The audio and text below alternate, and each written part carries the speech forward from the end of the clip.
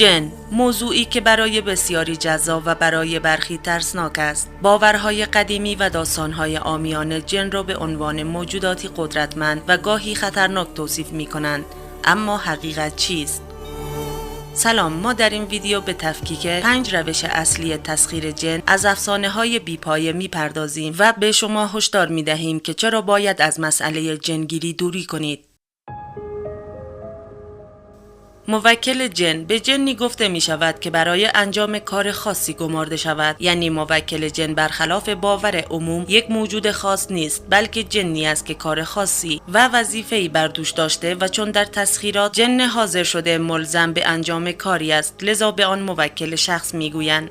جنهای موکل به شدت به افشای راز از طرف شخص حساسند و از خجالت فرد در صورت گفتن راز در میآیند. به طور مثال شخصی که برخی مطالب فوق سری از جنها را جمع‌آوری کرده بود، من باب اشاره نه بیشتر میخواست در دنیای مجازی نشر کند، اما جزو آتش گرفت و دقیقاً همان جاهای خاکستر شد که سری بودند. پس هر کس ادعای تسخیر جن یا داشتن موکل جن کرد کذاب است. متاسفانه در فضای مجازی مدعی ارتباط با جن زیاد است و جالب حتی فرق بین موجود مادی و مجرد را نمی‌داند، بعد ادعای ارتباط با غیب را دارند. دوستان، حرف‌هایی که میخوام بگم را با دقت گوش کنید، چون هیچ جا به این شکل گفته نمیشه. ارتباط با جنها به 5 شکل کلی صورت میگیرد. 1. ارتباط با جن به صورت شیطانی. 2. ارتباط با جن به صورت غیر شیطانی. 3. احضار و ارتباط موقت با جن. 4. ارتباط ارثی با جن. 5. اصرار خود جن بر ارتباط. اولی به سبک بسیار زشت و ناپسند انجام می شود و جنی که تسخیر می شود هم از شیاطین و کفار جن است، مثل مرتازها و بسیاری از جنگیران. اینها آنقدر گناه می کنند که شیاطین به صورت فیزیکی به آنها نزدیک شده و ارتباطاتی صورت می گیرد. ممکن است با گناه زیاد ناخواسته هم صورت بگیرد. دومی حالت بهتری به نسبت اولی دارد، یعنی انجام گناه و این موارد نیست. یعنی فرد با انجام چله نشینی های خاص و خواندن اوراد و اذکار خاص می تواند با آنها مرتبط شده و حتی به تسخیر خود در بیاورد. در این حالت شاید امکان احضار جنهای بهتری نسبت به اولی وجود داشته باشد، اما چون روش به ظاهر مثبت است، هیچ ضمانتی وجود ندارد که جن احضار شده مؤمن باشد، پس این هم خطرناک است. تسخیر یعنی جن را به صورت تحمیلی در خدمت خود گرفته و میزان تسلط فرد بر آن جن هم متفاوت است و بستگی به طایفه جن و خود فرد دارد. اما در احضار و ارتباط ساده، فرد هیچ تسلطی بر جن ندارد و فقط معامله است.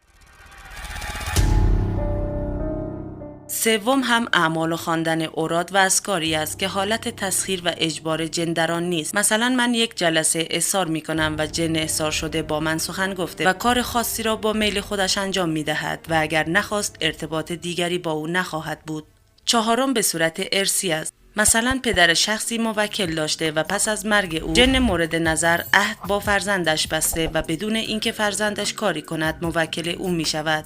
روش 5 که مختص بزرگان و علماست. تنها روشی است که جن مورد نظر قابل اعتماد بوده و از مؤمنین آنهاست. در این نوع ارتباط فرد آنقدر با عبادت و ریاضات روحانی بزرگ می شود که جنهای مؤمن و حتی پادشاهان آنها برای ارتباط با آن فرد از هم سبقت گرفته و با هم برای خدمت به اشرف مخلوقات رقابت می کنند. دوستان توجه داشته باشید، حرفی که میخوام بگم یک هشدار جدیه. در همه این روش ها به جز 5 جن مورد نظر از شما درخواست هایی می کند. این درخواست ها متفاوت است. مثلا در روش اول آن جن کافر و طایفه‌اش توهین بیشتر به مقدسات و انجام محرمات بیشتری را از فرد می خواهند و اگر فرد انجام ندهد، با اینکه آن جن توسط آن شخص تسخیر شده، اما می تواند تاثیراتی روی فرد داشته باشد.